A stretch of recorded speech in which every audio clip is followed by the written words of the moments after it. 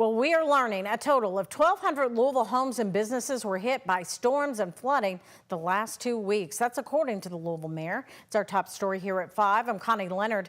It is a clearer picture of the scope of the damage, and it comes as Mayor Craig Greenberg today says Louisville is ahead of schedule for recovery and cleanup. MSD has taken flood walls down, and the city has opened most roads back up. Isaiah Kim Martinez and senior photojournalist Alyssa Newton are live at the Great Lawn now. And Isaiah, you also got an update about what's happening in Prospect?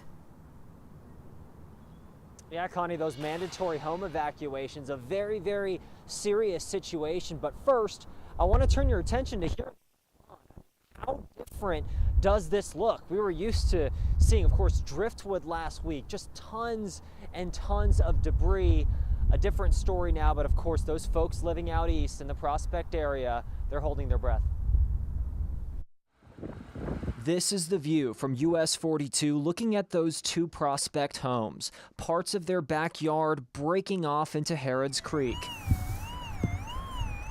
It's definitely getting to me now. I mean, just the extent of what it would take to fix this. It was Tony Buckley and his wife Cheryl's daughter who alerted them to the jaw-dropping aftermath of days of record rain and historic floodwaters. For the first time, we're learning it has impacted more than 1,200 Metro Louisville businesses and homes, like this one holding on. Could have been worse. It could have went over the hill with her in it.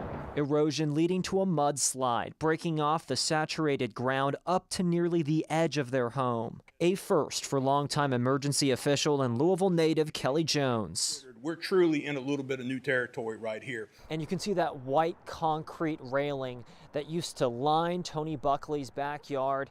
He tells me 6 to 8 feet of their land has crumbled. I mean, everybody's watching it, trying to determine how much more everything's going to move. It's pretty unnerving. Authorities deeming this property, along with one just down the street, unsafe to live in right now. But the Buckleys are determined to stay in the place they've called home for 20 years. Seems like a bad dream. Just not knowing what's going to happen, when it's going to happen. And we're not just talking about the flooding recently. We're also talking about those tornadoes from a couple weeks ago.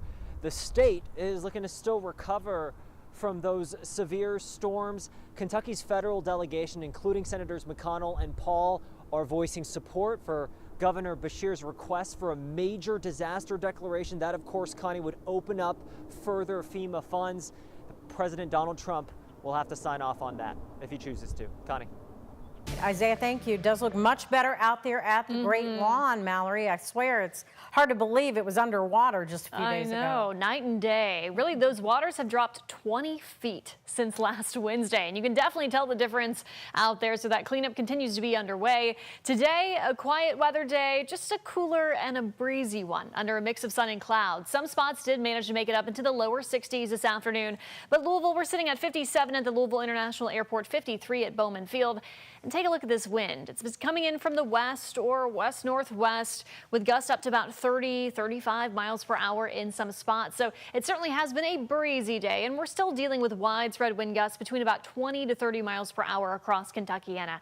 We will see these winds relax a bit more so once that sun sets tonight. Satellite and radar, all is dry. We're just dealing with those clouds that have been rolling through from the north and northwest here. We will also see those clouds decrease tonight. So that's going to allow those temperatures to drop down into the upper 30s and lower 40s by early tomorrow morning. Another chilly start to the day for your Wednesday. We are expecting more sunshine, however, tomorrow with lighter wind speeds as well and temperatures several degrees warmer. Highs topping out in the mid to potentially upper 60s in some spots. So all in all, a nice spring day. We are tracking a warming trend by the end of the week, but also an active weather kind of weekend for Easter. I'll have more details on that coming up in our 7-day forecast. Thank you. Late last night, Indiana lawmakers passed Senate Bill 1, and that bill, over 300 pages long, would cut real estate taxes for Hoosiers, but give local government the ability to levy an income tax. And Alexandra Goldberg joins us now. And Alexandra, we found out the governor did sign this into law. Connie, right. Just news recently into our newsroom this afternoon that Indiana Governor Mike Braun has signed SB 1. The bill passed 27 to 22 in the Senate, but this is not on party lines. Supporters say the bill is balancing the needs of Hoosiers, while opponents say this is lowering one tax just to raise another. Indiana lawmakers had their eyes on cuts to property taxes. And Tuesday afternoon, Senate Bill 1 was signed into law. In general, what this bill is doing is it's shifting the responsibility and it's shifting the blame from one unit of government to another unit. Clarksville Town Manager Kevin Beatty says the bill mandates real estate tax relief, but that's where the city gets much of their revenue. To make up for that, the bill is giving counties the ability to levy other taxes, like a local income tax, which Beatty says cities like Clarksville would need to sustain services like police and fire. If the taxpayers and our citizens want the same level of service, then we're going to have to do something else to make up the difference. Democratic Representative Wendy Dantchesser of Jeffersonville voted for the bill's passage. She says it's a compromise of what her constituents need. I was hearing from constituents who said, lower my property taxes, they are out of control. I was hearing from others saying, protect our public services, including schools, police, fire. And what I believe Senate Bill 1 does the best as it can is balance all of those voices. She says local services will still be protected in Clark County, and greater Clark County schools in the city of Jeffersonville will actually see an increase in funding. So giving property owners an opportunity to see a lower tax bill was a benefit to our residents, while the local services, again, on aggregate, we're still protected. But Beatty says property tax relief will take a hit to an already lean Clarksville budget. So when we take a hit in revenue, that either means layoffs, that means changes in services, the deletion of services, or the imposition of other rates or fees or taxes. For homeowners, Dantchesser says Hoosiers won't feel the impacts this tax season, but will see changes to their pocketbooks over the next 3 years. In southern Indiana, Alexandra Goldberg, WHAS11 on your side. Well, another element of this is the Senate Bill's 1 impact on public education. Teachers were rallying at the Capitol because this bill requires public schools to share some money with some charter schools. Live in the studio, Alexandra Goldberg, WHAS11 on your side, Connie.